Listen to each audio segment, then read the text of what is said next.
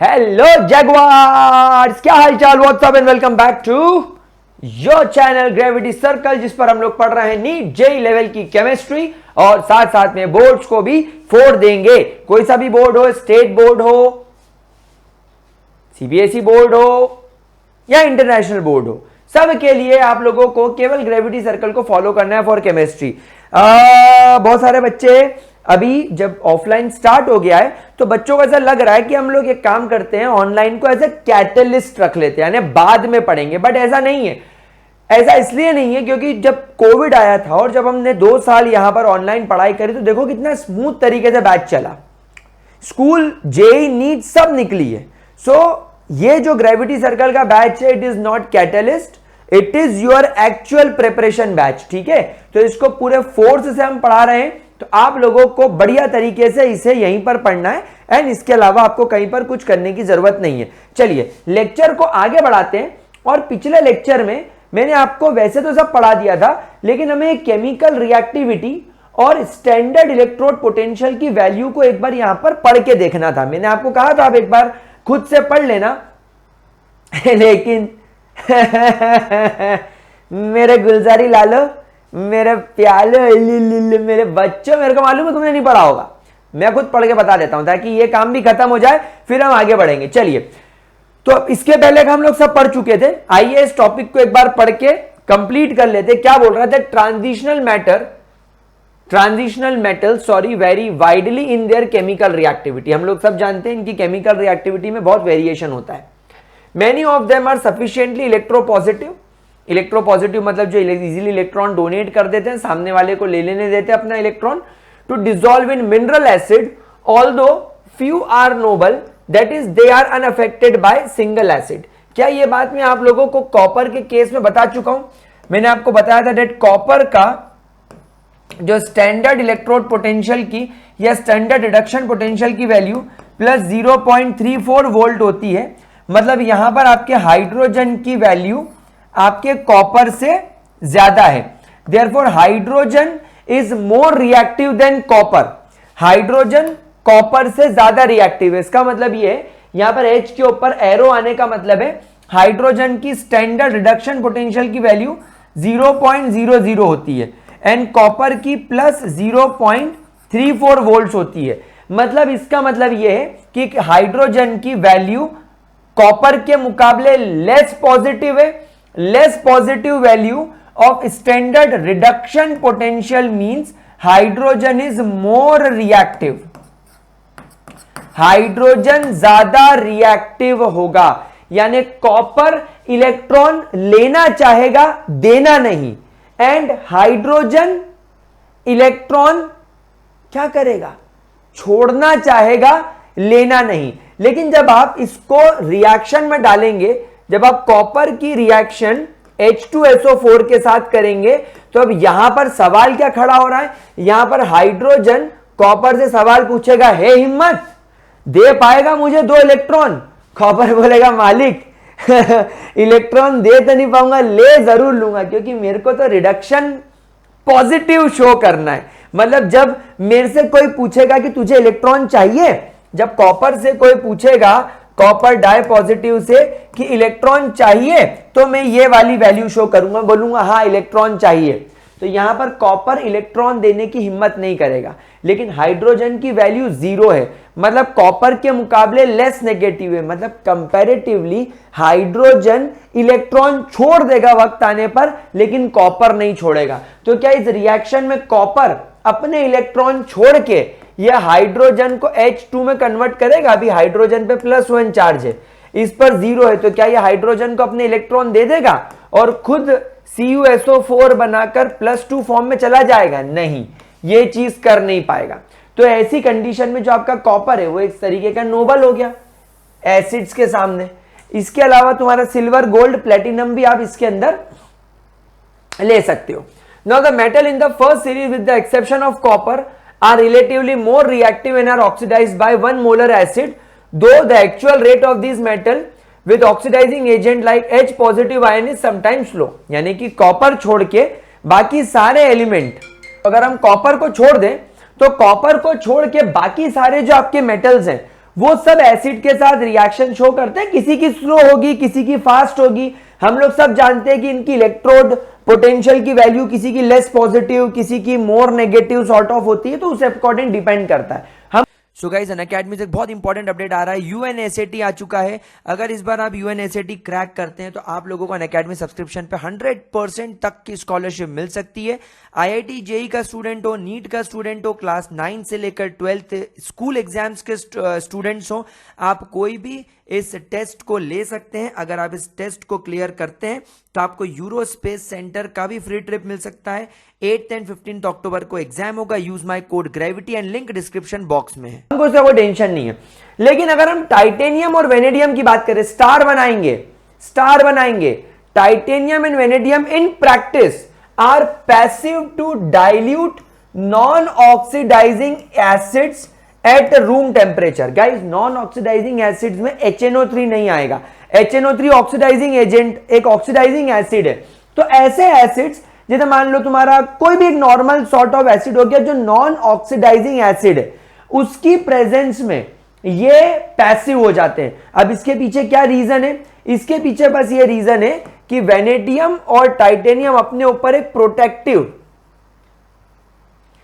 Protective oxide की layer form कर लेते हैं।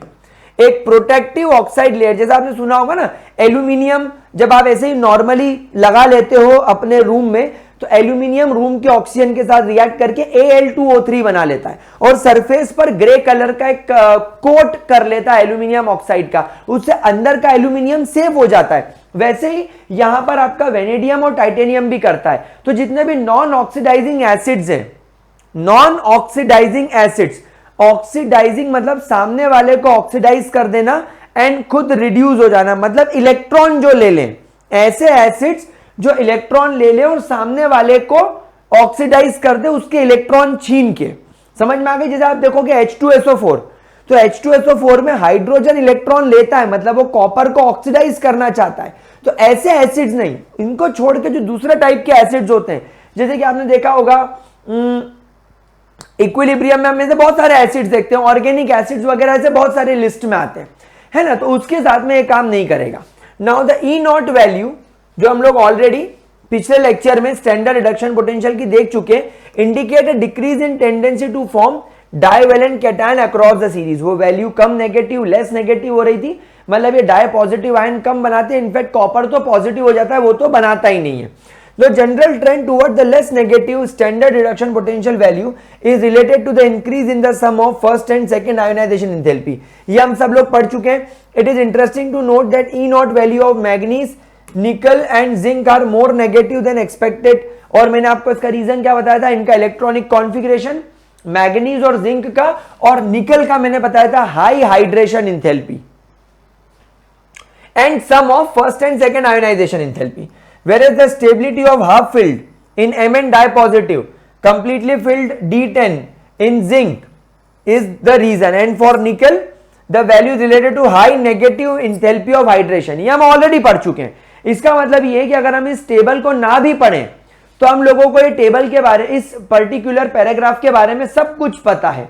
Now as examination of 3-0 value for the redox couple, ये M3 से M dipositive shows that Mn tripositive and CO+3 are strongest oxidizing agent। मैंने आपको बताया था ऑक्सीडाइजिंग एजेंट का मतलब क्या है? सामने वाले का इलेक्ट्रॉन ले लेना, खुद रिड्यूस हो जाना और उसको ऑक्सीडाइज कर देना। Mn+3 खुद क्यों रिड्यूस होना चाहेगा? क्योंकि Mn+2 में, Mn के 4s में 0 इलेक्ट्रॉन और 3d में 5 रहते हैं, लेकिन जब आप Mn+3 बना लेंगे तो इसका इलेक्ट्रॉनिक कॉन्फ़िगरेशन हो जाएगा लेस स्टेबल।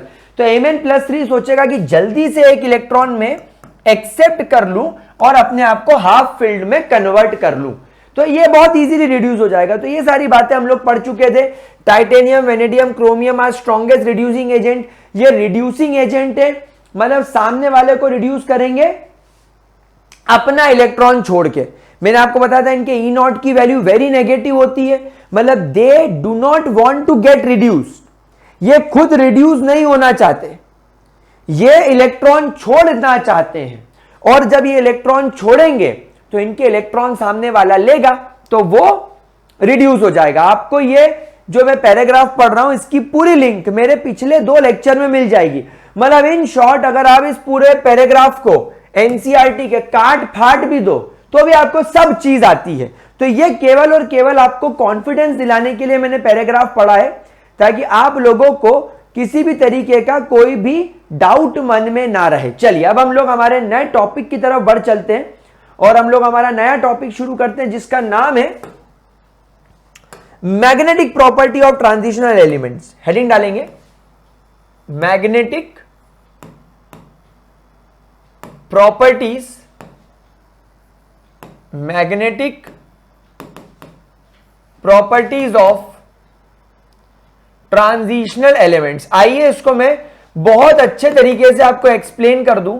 एक बार पढ़ाऊंगा, लाइफ टाइम याद रखना। जिन बच्चों ने मेरे से ऑलरेडी क्लास 11th में स्ट्रक्चर ऑफ एटम पढ़ रखा है उसके अंदर मैंने आप लोगों को बहुत बढ़िया तरीके से पढ़ाया है स्पिन क्वांटम नंबर। वहां हम लोगों ने क्या पढ़ा था, ध्यान से इस बात को सुनेंगे। यह है आपका न्यूक्लियस, यह है आम जिंदगी, यह है तुम्हारा न्यूक्लियस, और यह है आपकी मेंटोस जिंदगी, यानी यह है आपके 2 इलेक्ट्रॉन जो इस न्यूक्लियस के आसपास इस तरीके से घूम रहे हैं। तो ये हम लोगों ने इनका पाथ बना दिया जिस पर बेसिकली ये लोग घूम रहे हैं। ठीक है, हम इसको थोड़ा सा अरेंज कर देते हैं। ये देखिए, ठीक है। अब ये दोनों इलेक्ट्रॉन न्यूक्लियस के आसपास घूम रहे हैं। अब आप लोग सब जानते हो कि न्यूक्लियस के आसपास ये इलेक्ट्रॉन अगर मान लो इस पर्टिकुलर पाथ में घूम रहा है तो ये दूसरा वाला इलेक्ट्रॉन भी इसी पाथ में घूमेगा। इसको बोलते हैं रिवॉल्व करना, इसको बोलते हैं न्यूक्लियस के आसपास रिवॉल्व करना। जैसे तुम्हारे सन के आसपास अर्थ, मार्स, जुपिटर सब घूम रहे हैं। अच्छा, बहुत सारे बच्चे एक कंफ्यूजन क्रिएट कर लेते हैं कि ये इलेक्ट्रॉन ऐसा आ रहा है तो ये इलेक्ट्रॉन ऐसा आ रहा है। अब बेटा दोनों के पास रास्ता तो एक ही है। अब अगर तुम इन रास्ते पर इन दोनों को ऐसे अपोजिट ले आओगे तो ये तो टकरा जाएंगे, जैसे मेरे हाथ टकरा रहे हैं। तो ये बात ध्यान रखना, दोनों इलेक्ट्रॉन सेम रास्ते पर न्यूक्लियस के आसपास घूमेंगे, same speed, same velocity, same energy से। इसका मतलब यह है कि ये इलेक्ट्रॉन और ये इलेक्ट्रॉन एक दूसरे के अपोजिट आपको हमेशा दिखेंगे। जब एक इलेक्ट्रॉन यहां आ जाएगा तो ये इलेक्ट्रॉन यहां आ जाएगा। समझ रहे बात को, ये यहां से हट जाएंगे। समझे बात को, अगर ये इलेक्ट्रॉन यहां आ गया तो ये इलेक्ट्रॉन बिल्कुल इसके अपोजिट यहां आ जाएगा। समझ रहे हैं आप लोग बात को। तो ये लोग एक दूसरे से बिल्कुल अपोजिट घूमेंगे, कभी भी एक दूसरे के साथ में इनके कोलिजन के चांस नहीं होते। ठीक है, तो ये इलेक्ट्रॉन के आसपास, इलेक्ट्रॉन न्यूक्लियस के आसपास ऐसे घूम रहे हैं। नाउ होता क्या है मेरे प्यारे बच्चों, होता क्या है मेरे प्यारे बच्चों, इसमें से अब केस निकल कर आता है कि एक इलेक्ट्रॉन अपने खुद के एक्सिस पर, अपने खुद के एक्सिस पर, मतलब ये इलेक्ट्रॉन अपने खुद के एक्सिस पर भी घूमते हैं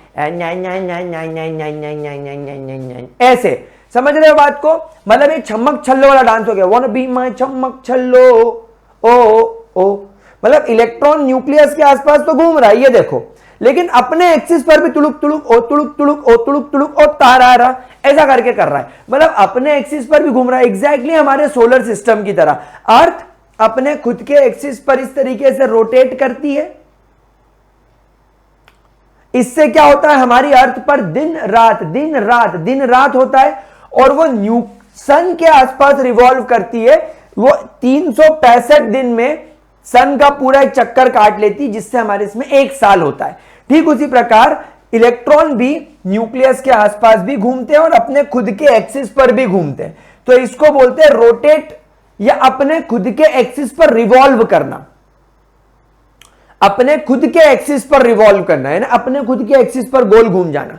तो इसमें से एक एंटी क्लॉकवाइज घूमेगा तो दूसरा इलेक्ट्रॉन क्लॉकवाइज घूमेगा। ठीक है, one will rotate anti clock, other will rotate clock. तो हम इसको बोलेंगे इसका रोटेशन, वैसे ये क्लॉकवाइज चल रहा है तो इसका रोटेशन आप लोगों को एंटी क्लॉकवाइज दिखेगा।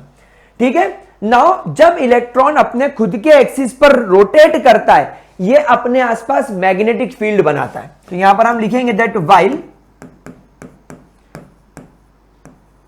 rotating on its axis, every electron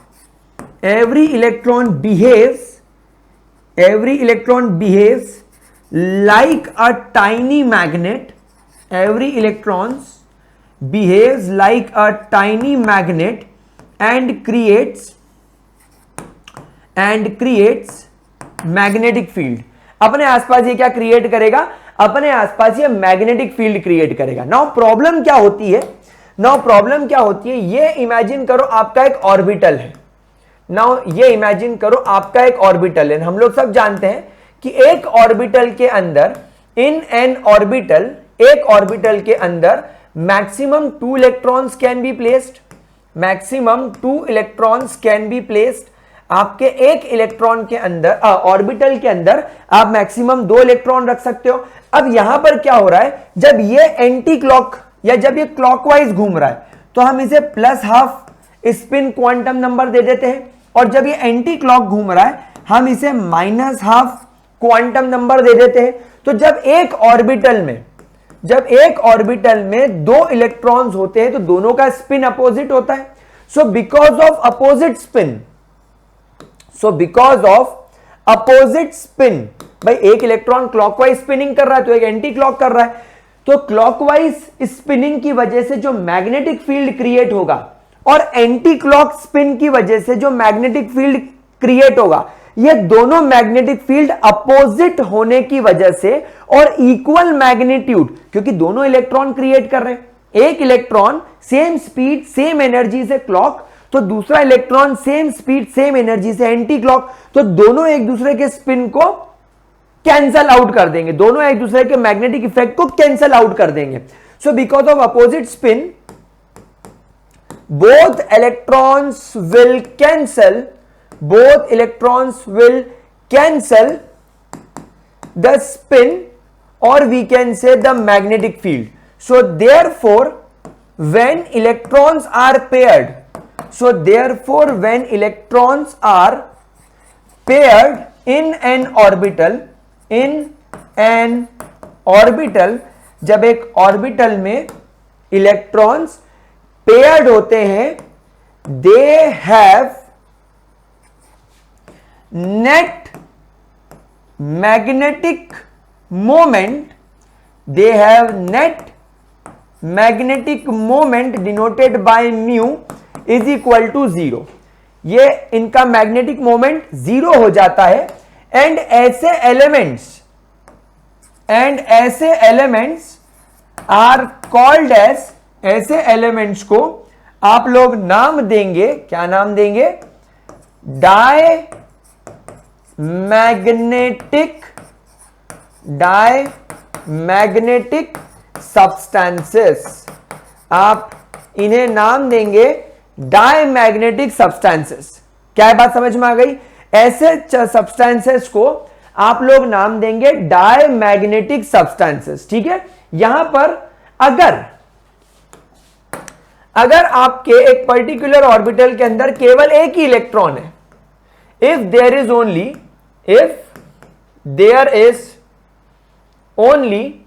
one electron in orbital, then there is no one to cancel, then there is no other electron to cancel its magnetic field. Hence it is magnetic in nature. और इसीलिए ये magnetic nature का हो जाएगा. तो हम ऐसा बोलेंगे देन हेंस, ऐसा लिखना चाहिए मुझे, cancel it's magnetic field. Hence the substances are magnetic in nature. क्या ये बात आप लोगों को समझ में आ रही है? एक अकेले इलेक्ट्रॉन का जो भी स्पिन होगा, अगर वो एंटी क्लॉक घूमेगा तो उसका वो स्पिन होगा, वो क्लॉक घूमेगा तो उसका वो स्पिन होगा, लेकिन उसके स्पिन को कैंसिल करने वाला दूसरा कोई है ही नहीं. उसके स्पिन को कैंसिल करने वाला दूसरा कोई है ही नहीं. तो वो मैग्नेटिक फील्ड डेफिनेटली शो करेगा, उसमें उसको प्रॉब्लम क्या है, वो शो करेगा, आराम से शो करेगा, दबा के शो करेगा। क्या बात समझ में आ गई? क्या ये बात समझ में आ गई? नाउ एक स्टार बनाकर पॉइंट लिखो, bore magneton, bore magneton, bore magneton जिसे हम BM से डिनोट करेंगे, and magnetic moment, and magnetic moment. अब एक बात ध्यान रखिएगा, आपके मन में सवाल आया होगा कि सर चलो ठीक है, एक एलिमेंट है या एक मेटल है, उसमें इलेक्ट्रॉन अकेला है, उसके ऑर्बिटल में इलेक्ट्रॉन एक है, लेकिन कोई कम मैग्नेटिक होता है, कोई बहुत ज्यादा मैग्नेटिक होता है, तो ये कम मैग्नेटिक ज्यादा मैग्नेटिक ये कैसे पता लगाएंगे? ये पता लगाएंगे बोर मैग्नेटॉन से और मैग्नेटिक मोमेंट से, जिसे आप म्यू से डिनोट करेंगे। इसका फॉर्मूला होता है मेरे प्यारे बच्चों, आप लोगों को इसका जो है वो फॉर्मूला याद रखना पड़ेगा। और इसका फॉर्मूला क्या है देखिए, मैं आपको बताता हूं, mu is equal to under root n plus 2 BM, where BM is Bohr magneton. मतलब अब आप लोग समझ गए होंगे, बोर मैग्नेटॉन मैग्नेटिक मोमेंट की यूनिट है। अब यहां पर जो आपका n है, it tells us about the number of unpaired, it tells us about the number of unpaired electrons. ये आपको किसके बारे में बताता है? It tells us about the number of unpaired electron. तो अब आपको समझ में आया, तो क्या अब आपको समझ में आया कि अगर आपके पास में नंबर ऑफ अनपेयर्ड इलेक्ट्रॉन 0 हो जाए, तो यहां पर आपके म्यू की वैल्यू क्या हो जाएगी? Under root 0 multiply by 0 plus 2 Bohr magneton. तो ये तो 2 हो जाएगा, लेकिन 2 multiply by 0 will become equal to 0। मतलब जिसका मैग्नेटिक मोमेंट 0 है, देयरफॉर ऐसे सब्सटेंसेस को आप लोग डाई मैग्नेटिक सब्सटेंस कह सकते हैं। बोलिए बोलिए मेरे प्यारे बच्चों, क्या यह बात समझ में आ गई? Is this very much clear to you? हाँ, चलिए आगे बढ़ते हैं। हम लोग बात करते हैं 1 बोर मैग्नेटॉन की value is nothing but 9.27 into 10 to the power -24 ampere metre square. ये आपके 1 बोर मैग्नेटॉन की वैल्यू होती है। अब आप खुद डिसाइड कर लो, इतनी बड़ी वैल्यू याद रखनी है, इतनी बड़ी वैल्यू लिखनी है, या एकदम छोटी सी वैल्यू लिखनी है 1 BM। तो हम लोग हमेशा 1 BM प्रेफर करेंगे, इसलिए एम्पियर मीटर स्क्वायर को 1 BM बोल दिया गया। कोई दिक्कत, कोई परेशानी? पक्की बात। चलिए अब हम यहां पर एक एक करके सारे पॉइंट्स लिख लेते हैं कि जो डाई मैग्नेटिक आपने बोला था उसको डिफाइन कैसे करेंगे। ये जो आपके डाई मैग्नेटिक सब्सटेंसेस हैं, इसे आप डिफाइन कैसे करेंगे?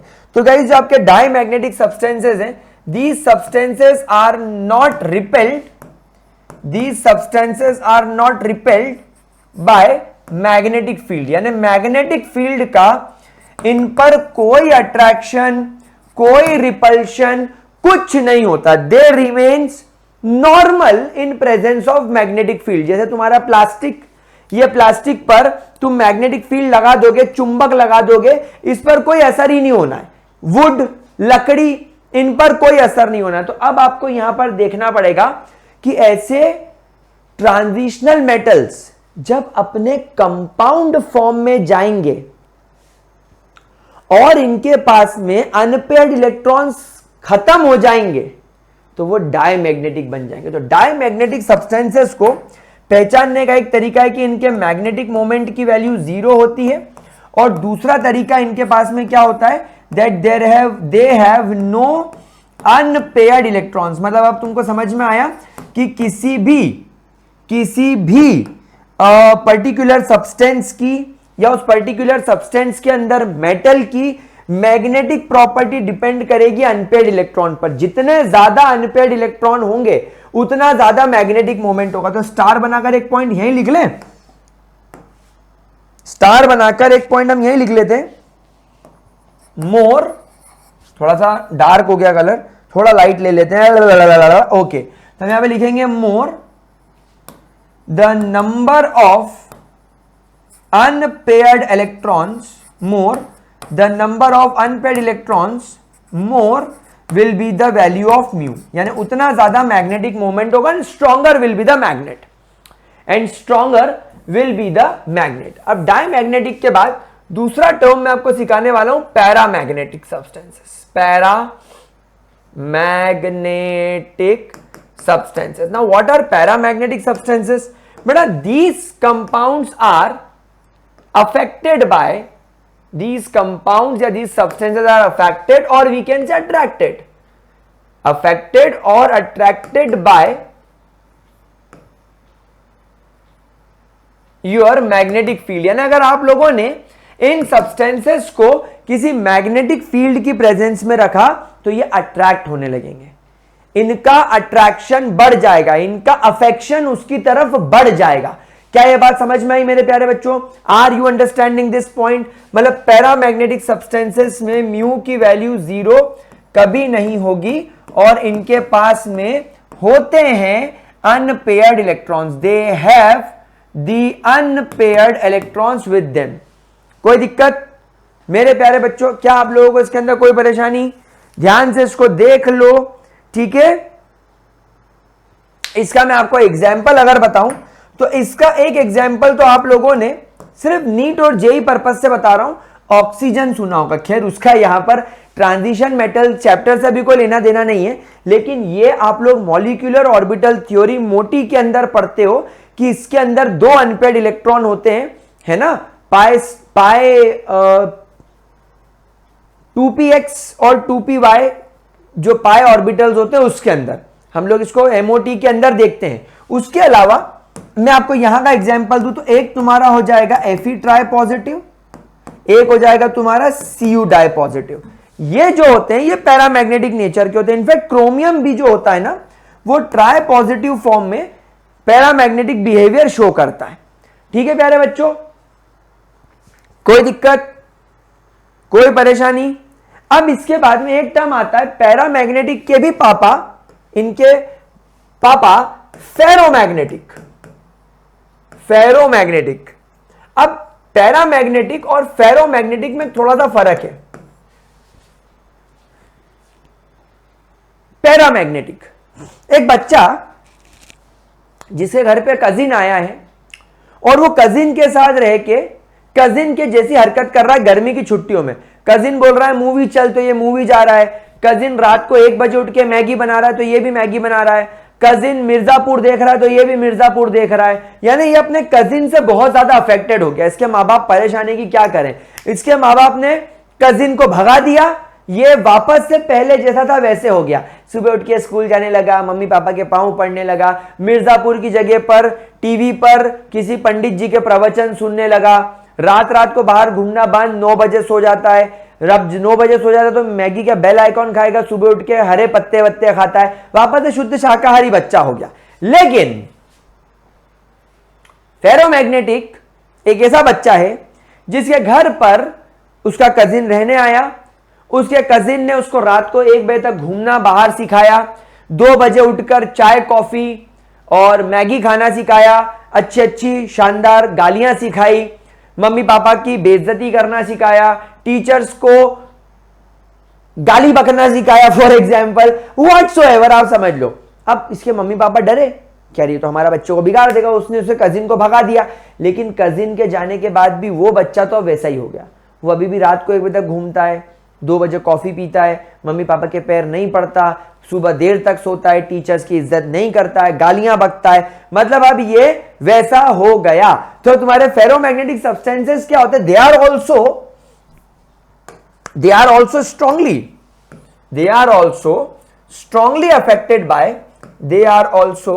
strongly affected by magnetic field and they retain the magnetic behavior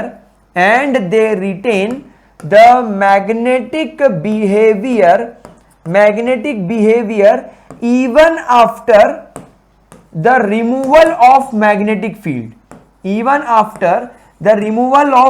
field, यानी आपने एक सब्सटेंस लिया, उस सब्सटेंस पर आपने मैग्नेटिक फील्ड लगाई, तो जब तक वो मैग्नेटिक फील्ड होगी तब तक तो वो उससे चिपकेगा। इमेजिन करो तुमने एक चुंबक लिया, एक लोहे की कील ली, अब वो लोहे की कील को अगर आप किसी दूसरे लोहे की कील से टच करोगे तो कोई मैग्नेटिक इफेक्ट नहीं आएगा, लेकिन उस लोहे की कील को, उस आयरन की नेल को जब आप एक मैग्नेट से चिपकाओगे तो टप से चिपक जाएगी। मतलब ये मैग्नेटिक प्रॉपर्टी शो करने लगी। अब इमेजिन करो इस आयरन की कील को तुमने बहुत स्ट्रॉन्ग मैग्नेटिक फील्ड में बहुत देर रख दिया, अब आपने मैग्नेट हटा दिया, अब ये लोहे की कील को जब आप किसी दूसरे लोहे की कील के पास लाओगे टक से उससे चिपक जाएगी। मतलब क्या हुआ, इस लोहे की कील को जो पहले मैग्नेटिक प्रॉपर्टी थी तो सही पर शो नहीं कर रही थी, आपने इसको स्ट्रॉन्ग मैग्नेटिक फील्ड की प्रेजेंस में रख दिया, तब तो ये मैग्नेटिक प्रॉपर्टी शो करने लगी। लेकिन जब आप ये मैग्नेटिक फील्ड हटा दोगे अब भी ये मैग्नेट ही रह गई। आपने सुना होगा कई लोग क्या करते हैं, लोहे के टुकड़ों को रेलवे ट्रैक पर रख देते हैं, जब उस पर से रेलगाड़ी निकलती तो चुंबक बन जाता है, ऐसा कुछ लोग बोलते हैं, तो वो एक्चुअली होता है ऐसा। तो वो होते हैं सब्सटेंसेस तुम्हारे फेरोमैग्नेटिक सब्सटेंसेस, यानी ये और ज्यादा स्ट्रॉन्ग मैग्नेटिक नेचर के होते हैं। आयरन, कोबाल्ट और निकल इसका एग्जाम्पल है। ध्यान रखिएगा, इसके एग्जाम्पल में आप लोगों को लिखना है आयरन, कोबाल्ट एंड निकल, पहली फुर्सत में निकल। क्या ये बात आप लोगों को समझ में आई मेरे प्यारे बच्चों? क्या ये मेरे प्यारे बच्चा लोगों को समझ में अच्छे तरीके से? देख लीजिए, इसको कोई प्रॉब्लम हो तो मुझे बताइए। ठीक है, कोई दिक्कत, कोई परेशानी? चलिए, अब यहां पर जैसा आप लोग सब जानते ही हैं कि आपके जो म्यू की वैल्यू है, आपके जो म्यू की वैल्यू है वो किस पर डिपेंड कर रही है? वो केवल एक चीज पर डिपेंड कर रही है, it depends upon the number of, it depends upon the number of unpaired electrons. Number of unpaired electrons पर ये डिपेंड कर रही है। जितनी ज्यादा अनपेयर्ड इलेक्ट्रॉन होंगे उतने ज्यादा म्यू की वैल्यू बढ़ेगी, और म्यू यानी आपका मैग्नेटिक मोमेंट जितना ज्यादा होगा उतना स्ट्रॉन्ग आपका सब्सटेंस होगा। एक एग्जांपल के तौर पर अगर मैं आपको बताऊं, स्कैंडियम। गाइस, स्कैंडियम जब अपने +3 फॉर्म में होता है, देखो इनिशियली तो स्कैंडियम के 1s में 2 इलेक्ट्रॉन, 2s में 2 इलेक्ट्रॉन, 2p में 6 इलेक्ट्रॉन, देन आप देखेंगे इसके 3s में 2 इलेक्ट्रॉन, देन 3p में भी 6 इलेक्ट्रॉन, देन 4s में 2 इलेक्ट्रॉन एंड देन इसके 3d में 1 इलेक्ट्रॉन। ये इसका कॉन्फ़िगरेशन है। लेकिन +3 होने की वजह से क्या हुआ, यहां से इसके 2 इलेक्ट्रॉन चले गए और यहां से इसका 1 इलेक्ट्रॉन चला गया, तो अब यहां पर भी आ गया 0, यहां पर भी आ गया 0। अब आप यहां पर मुझे बताइए, इसका 3d खाली हो गया, 4s खाली हो गया।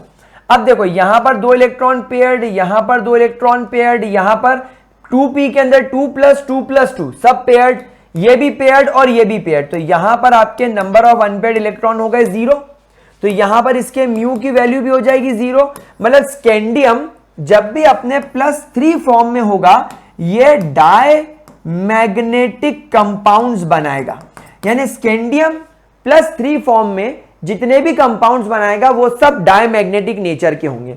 अब हम लोग यहां पर इस्तेमाल करेंगे हमारी NCERT, हम लोग यहां पर हमारा NCERT यूज करेंगे और देखेंगे कि हमको क्या वैल्यू मिलता है। देखिए, तो स्कैंडियम +3 फॉर्म में इसका कॉन्फ़िगरेशन 3d 0 हो जाता है, अनपेयर्ड इलेक्ट्रॉन 0 होते हैं, इसलिए इसके मैग्नेटिक मोमेंट यानी म्यू की वैल्यू, जिसकी यूनिट बोर मैग्नेटॉन होती है, जिसकी वैल्यू 9.27 × 10⁻²24 एम्पियर मीटर स्क्वायर होती है, उसकी वैल्यू हो गई 0। टाइटेनियम +3 की बात करूं तो इसके 3d में 1 इलेक्ट्रॉन होता है, यानी नंबर ऑफ अनपेयर्ड इलेक्ट्रॉन 1 है, और जब आप यहां पर म्यू =n + 2bn में जब आप n की वैल्यू 1 रखेंगे तो ये हो गया 1 + 2bm, तो ये हो गया √2 + 1 3, यानी 3bm। अब अगर ये √4 होता तो वैल्यू आती 2, हाँ या ना? अगर ये लेट्स इमेजिन अगर ये √4 होता तो मैं इसका अंडर हटा के उसको 2 कर देता। अब लेकिन ये 4 से छोटा है 3, तो इसकी वैल्यू भी 2 से छोटी आनी चाहिए, एंड वो आप निकाल लो 1.73 के आसपास आती है, तो वो आ भी रही है। ये कैलकुलेटेड वैल्यू है और ये एक्सपेरिमेंटली ऑब्जर्व्ड वैल्यू है। अब आप यहां पर सभी को देख लो, टाइटेनियम +2 में 2 इलेक्ट्रॉन, वेनेडियम +2 में 3 इलेक्ट्रॉन, क्रोमियम +2 में 4, तो मैग्नीज +2 में 5। अब आप यहां तक देखें, जैसे जैसे नंबर ऑफ अनपेयर्ड इलेक्ट्रॉन्स बढ़ रहे हैं आपके बोर मैग्नेटॉन में आपके मैग्नेटिक मोमेंट की वैल्यू बढ़ रही है। लेकिन जैसे अब आप आयरन पर आ गए, कोबाल्ट पर आ गए, निकल पर आ गए, कॉपर पर आ गए, 4 3 2 1 एंड 0 वैल्यूज घटना चालू हो गई, नंबर ऑफ अनपेयर्ड इलेक्ट्रॉन कम होना चालू हो गए, तो वैल्यूज भी घटना चालू हो गई। क्या आप लोगों को यह बात समझ में आई? Is this very much clear to you? तो ये हो गई आपकी इसकी मैग्नेटिक प्रॉपर्टी। टेबल पढ़ना जरूरी था। क्वेश्चन देख लो, अगर देखना हो एग्जाम्पल तो आना चाहिए हम लोगों को, एग्जाम्पल भी करते। क्या बोल रहा है? Calculate the magnetic moment of a divalent ion. यानी तुम्हारे पास में एक M नाम का मेटल है और वो अभी अपने +2 फॉर्म में है इन एक्वस सॉल्यूशन में एटॉमिक नंबर 25। ये इनडायरेक्टली हमको बेवकूफ बना रहे हैं, मैग्नीज की बात कर रहा है। मैग्नीज इसका एटॉमिक नंबर 25 होता है, जिसका इलेक्ट्रॉनिक कॉन्फ़िगरेशन 4s2 3d5 होता है। ये बोल रहा है ये अपने +2 फॉर्म में चला गया, डाइवेलेंट आयन, यानी इस पर +2 चार्ज आ गया। +2 चार्ज मतलब 4s के 2 इलेक्ट्रॉन चले गए। लेकिन अभी भी आप देखो कि इसके 3d के अंदर 5 इलेक्ट्रॉन है और ये पांचों इलेक्ट्रॉन मेरे ख्याल से अनपेयर्ड होंगे। तो 3d 5, यहां पर 5 इलेक्ट्रॉन अनपेयर्ड, तो यहां पर आप n+2 फॉर्मूला लगाएंगे bm में 5 + 2 √bm, तो ये वैल्यू आ गई 5 + 2 7 7 5 35 √35 bm। अब अगर ये 36 होता तो 6 6 36, यहां पर 6 वैल्यू आ जाती, लेकिन 36 से छोटा है 35, तो छोटी वैल्यू आएगी 6 से। तो बस 6 से छोटी वैल्यू 5.92 जो तुमको ऑप्शन में दिखे वो लगाओ और आगे बढ़ो। आ रही बात मेरे प्यारे बच्चों को समझ में? Are you understanding this point? ठीक है, क्या ये इजी हो गया, समझ में आ गया? अच्छा, ये कंपाउंड देख लो, ये क्वेश्चन क्या बोल रहा है इसको भी एक बार देख लो, समझ लो अपने हिसाब से। क्या बोल रहा है? कैलकुलेट द मैग्नेटिक मोमेंट, ये तो हम लोग ऑलरेडी कर चुके हैं। Calculate the spin only magnetic moment of M dipositive ion, जिसका एटॉमिक नंबर 27 है। Now guys, spin only quantum number क्या होता है? What do you mean by spin only quantum number? Guys, spin only quantum number के लिए मैं आप लोगों को एक चीज जरूर सिखाना चाहूंगा। मैं आपको यहां पर लेकर चलूंगा, स्टार बनाएंगे और एक पॉइंट लिखेंगे। अगर आप लोगों से कोई पूछता है स्पिन ओनली, अगर आपसे क्या कोई पूछता है स्पिन ओनली मैग्नेटिक मोमेंट, ठीक है, क्या पूछा जा रहा है आप लोगों से? Spin only magnetic moment. तो यार ये तो इजी है भाई, स्पिन ओनली मतलब हम लोग यहां पर स्पिन क्वांटम नंबर की बात करेंगे, तो यहां पर म्यू और म्यू के नीचे लिख देंगे s। म्यू के नीचे हम लोगों ने लिख दिया s। नाउ म्यू के नीचे s लिखने का मतलब क्या है मेरे प्यारे बच्चों? That is nothing but spin only magnetic moment. Spin only magnetic moment, and इसका फॉर्मूला होता है √4s s+1, √4s s+1। क्या ये बात समझ में आई मेरे प्यारे बच्चों? क्या ये बात समझ में आई मेरे प्यारे बच्चों? एंड s, कैपिटल S, ये निकालेंगे हम लोग small s multiply by n से। Now what do you mean by small s? Small s का मतलब हो गया आपका spin quantum number. Spin quantum number जिसकी वैल्यू हमेशा कितनी होती है? हाफ होती है। एंड n मतलब नंबर ऑफ अनपेयर्ड इलेक्ट्रॉन, मतलब नंबर ऑफ अनपेयर्ड इलेक्ट्रॉन।